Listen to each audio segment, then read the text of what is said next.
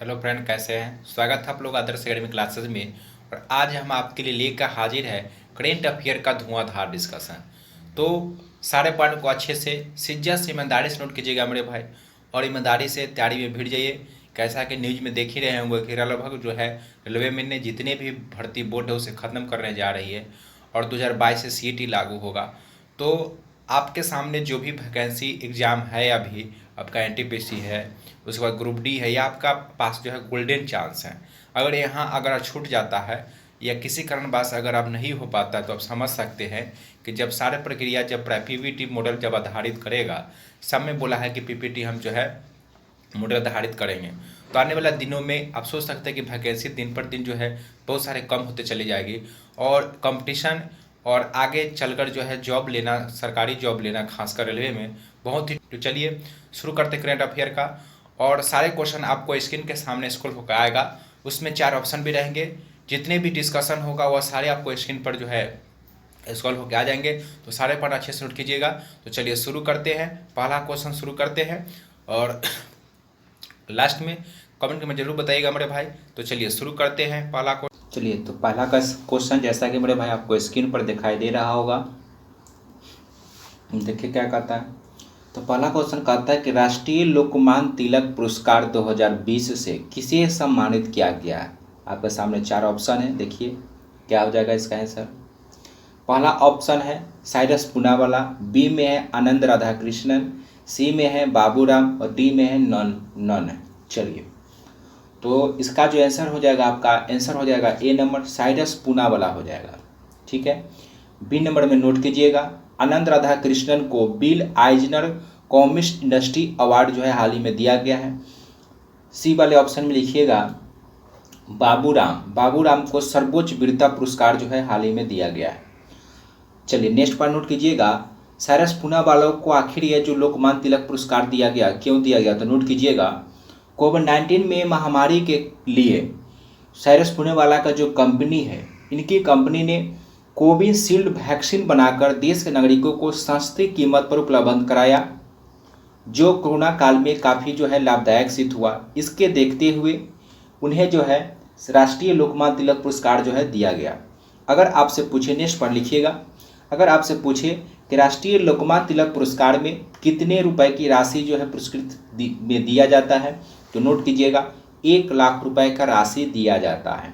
अगर आपसे पूछे, नेक्स्ट पर लिखिएगा, अगर आपसे पूछे कि राष्ट्रीय लोकमान्य तिलक पुरस्कार पहली बार कब प्रदान किया गया था, तो नोट कीजिएगा 1983 ईस्वी में पहली बार जो है यह पुरस्कार प्रदान किया गया था। चलिए सारे पन्ना अच्छे से नोट कर लीजिएगा मेरे भाई।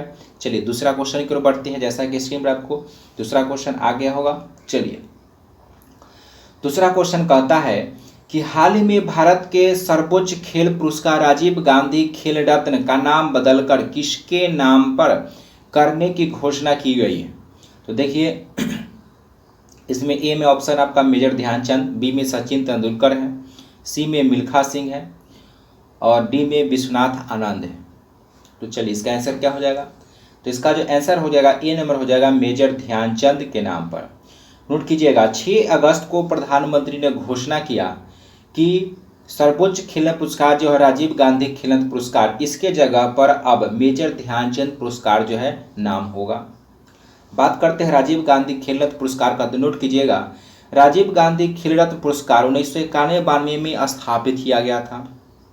नेक्स्ट पर लिखिएगा, अगर आपसे पूछे किसको द्वारा दिया जाता है, तो लिखिएगा यह केंद्रीय युवा और खेल मंत्रालय द्वारा प्रति वर्ष जो है प्रदान किया जाता है, और इसके तहत लिखिएगा, इसके तहत वर्तमान राशि जो है 25 लाख रुपया जो है दिया जाता है।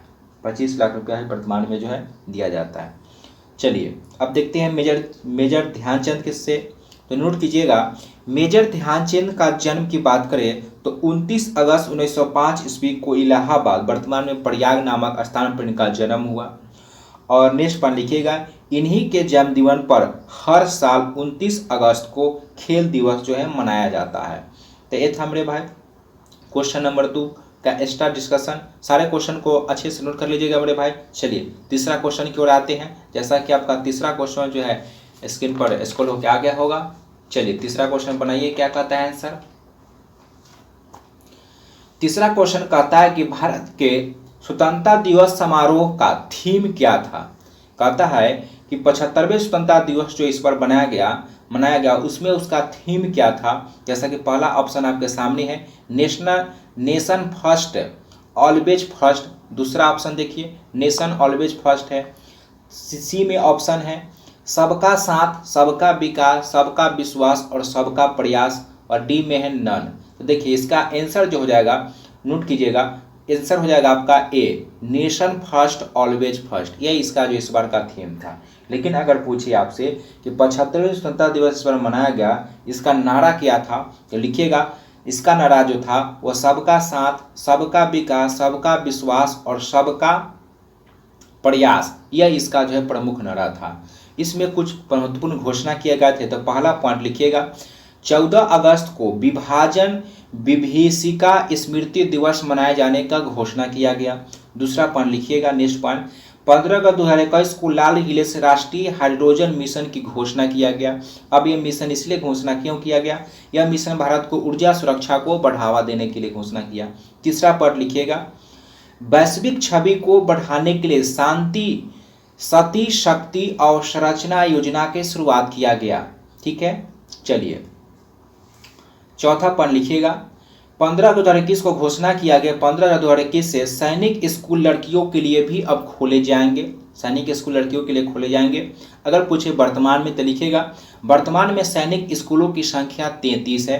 अगर पूछिए सैनिक स्कूल किसके नियंत्रण में है तो नोट कीजिएगा ये जो 33 सैनिक स्कूल वर्तमान में है ये रक्षा मंत्रालय के प्रशासनिक नियंत्रण में है। चलिए पांचवा पॉइंट लिखिएगा इसमें कि 75वें स्वतंत्रता दिवस के अवसर पर किस राज्य ने मोबाइल इवन कोड का शुभारंभ किया। अगर आपसे पूछिए कि 75वें स्वतंत्रता दिवस के अवसर पर किस राज्य ने मोबाइल इवन कोड का शुभारंभ किया, तो चलिए नोट कीजिए इसका आंसर हो जाएगा आपका उत्तराखंड के द्वारा शुरू किया गया। नेक्स्ट पॉइंट लिखिएगा अगर आपसे पूछिए कि 15 अगस्त को और किन किन देशों की आज़ादी हुआ, तो चलिए सारे पॉइंट कीजिएगा। 15 1866 को लिखिएगा लिक्टेस्टीन को जर्मनी से आज़ादी मिली। नेक्स्ट पर लिखिएगा 1545 को दक्षिण कोरिया को जापान से आज़ादी मिला। 1560 को कांगो को फ्रांस से आज़ादी मिला था और 15 अगस्त 1971 को बहरीन को ब्रिटेन से आज़ादी मिला था। यहाँ से भी क्वेश्चन पूछा जाता है कि 15 अगस्त को और अन्य जो है किस देश को जो है स्वतंत्रता मिली थी, तो सारे पढ़ना अच्छे से कर लीजिएगा। चलिए तीसरे क्वेश्चन हो गया खत्म। चलिए चौथे क्वेश्चन की ओर आते हैं मेरे भाई। चलिए जैसा कि चौथा नंबर आपको दिखाई दे रहा होगा। चौथा नंबर का क्वेश्चन क्या कहता है, कहता है 2021 में 4 स्थलों को रामसर साइट में शामिल किया गया है, जिससे अब इसकी संख्या कितनी हो गई है, तो इसकी संख्या अब हो गया कितना 46 हो गया। कौन शामिल किया गया, तो नोट कीजिएगा। पहला नोट कीजिएगा गुजरात का 2 स्थल शामिल किया गया। गुजरात में कौन है, तो लिखिएगा थोल झील वन्यजीव अभ्यारण्य और दूसरा है बधवाना आर्द्र भूमि। यह दोनों गुजरात का है जिसे शामिल किया गया है हाल ही में 2021 में। हरियाणा में 2 स्थल शामिल किया गया है। पहला लिखिए हरियाणा का सुल्तानपुर पक्षी उद्यान राष्ट्रीय उद्यान और दूसरा लिखिएगा भिंडवास वन्यजीव अभ्यारण्य। यह हरियाणा का 2 स्थल जो है शामिल किया गया। बात करते हैं रामसर साइट का, तो लिखिएगा इसका नामकरण ईरान के शहर रामसर के नाम पर 2 फरवरी 1971 ईस्वी को हुआ और इसी समय हस्ताक्षर हुआ। लेकिन अगर आपसे पूछे कि यह जो है प्रभावी कब हुआ, तो नोट कीजिएगा लेकिन यह प्रभावी हुआ 1975 ईस्वी में और इसी के उपलक्ष्य को देखते हुए 2 फरवरी को जो है वेटलैंड डे जो है 2 फरवरी को जो है आर्द्र भूमि दिवस जो है मनाया जाता है। अगर आपसे पूछ ले कि इस बार जो 2021 में जो आर्द्र भूमि दिवस मनाया गया इसका जो है थीम क्या था, तो नोट कीजिएगा इसका थीम जो था वेटलैंड एंड वाटर। क्या थीम था, वेटलैंड एंड वाटर। चलिए अगर आपसे पूछे नेक्स्ट पॉइंट लिखिएगा कि भारत जो है रामसर साइट में कब शामिल हुआ, तो नोट कीजिएगा भारत 1982 ईस्वी में इसमें शामिल हुआ और भारत में जो है रामसर कन्वेंशन को 1 फरवरी 1982 से लागू किया गया। अगर भारत में पूछेगा कब लागू हुआ, तो 1 फरवरी 1982 को जो है भारत में लागू हुआ। अगर पूछिए कि रामसर साइट में वर्तमान में कितने देश शामिल हैं, तो वर्तमान में लिखिएगा 171 देश जो है शामिल है। सारे पॉइंट अच्छे से नोट कर लीजिएगा। चलिए 5वें क्वेश्चन की ओर देखते हैं। 5वां क्वेश्चन क्या कहता है, 3 दिनों के लिए कक्षा में पहला ऑल सिविलियन क्रू भेजेगा, यह किसके द्वारा भेजा जा रहा है, तो लिखिएगा यह स्पेस एक्स के द्वारा जो है यह भेजा जा रहा है और यह जो है 15 सितंबर को जो है भेज दिया गया। तो लिखिएगा 15 सितंबर 2021 को 4 लोगों को भेजा गया। नेक्स्ट पॉइंट लिखिएगा यह निजी नागरिकों के साथ पृथ्वी की परिक्रमा करने वाला पहला मिशन होगा। निजी नागरिकों के साथ परिक्रमा करने वाला यह मेरे भाई पहला मिशन है, सारे पर नोट कीजिएगा। नेक्स्ट पॉइंट लिखिएगा अगर आपसे पूछे, चलिए देखते हैं इसे अन्य पॉइंट देखते हैं। अगर आपसे पूछे कि हाल ही में 14 सितंबर 2021 को किसे राजभाषा कृति पुरस्कार दिया गया है, अगर आपसे पूछे कि हाल ही में 14 सितंबर 2021 को किसे राजभाषा कृति पुरस्कार दिया गया है, तो नोट कीजिएगा PNB को यह पुरस्कार जो है दिया गया। नेक्स्ट पॉइंट लिखिएगा अगर आपसे पूछे कि हाल ही में कोका कोला इंडिया के वाइस प्रेसिडेंट किसे बनाया गया है, तो नोट कीजिएगा कोका कोला इंडिया के वाइस प्रेसिडेंट जो है वह सोनाली खन्ना को बनाया गया। चलिए नेक्स्ट पॉइंट नोट कीजिएगा अगर आपसे पूछे कि 26 सितंबर को वायुसेना किस स्थान पर एयर शो का आयोजन करेगा, तो नोट कीजिएगा यह श्रीनगर के डल झील के पास जो है यह आयोजन किया जाएगा और इसमें जो है 300 से अधिक स्कूली बच्चे जो है और शिक्षक जो है शामिल होंगे। चलिए नेक्स्ट पॉइंट नोट कीजिएगा, सारे पढ़ना अच्छे से मेरे भाई नोट कर लीजिएगा।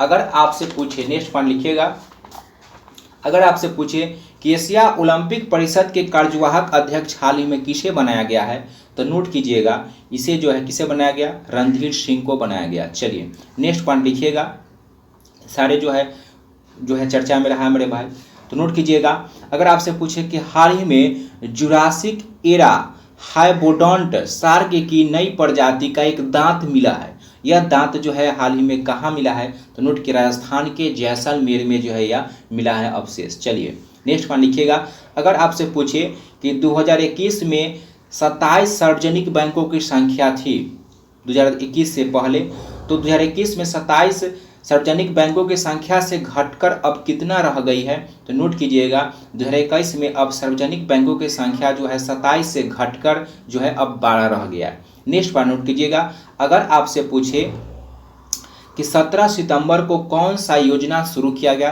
तो नोट कीजिएगा रेल कौशल विकास योजना, अच्छे से नोट कर लीजिएगा। रेल कौशल विकास योजना की शुरुआत जो है 17 सितंबर को किया गया था। यह था मेरे भाई आज का महत्वपूर्ण करेंट अफेयर। सारे पॉइंट अच्छे से नोट कर लीजिएगा। यहाँ से परीक्षा में आने की पूरी संभावना है। अगर क्लास अच्छा लगा हो तो लाइक और शेयर जरूर कीजिए और अधिक से अधिक जितने भी स्टडी रिलेटेड ग्रुप है आपका वहाँ तक जो है अधिक से अधिक वीडियो का शेयर कीजिएगा ताकि सारे लोग जो है आदर्श अकेडमी से जुड़े और यहाँ से जो करेंट अफेयर परीक्षा में जो परीक्षा दृष्टि से इंपॉर्टेंट पॉइंट है वह उनका करेंट अफेयर नहीं छूटे। चलिए तो फिर मिलते हैं नेक्स्ट क्लास में। धन्यवाद।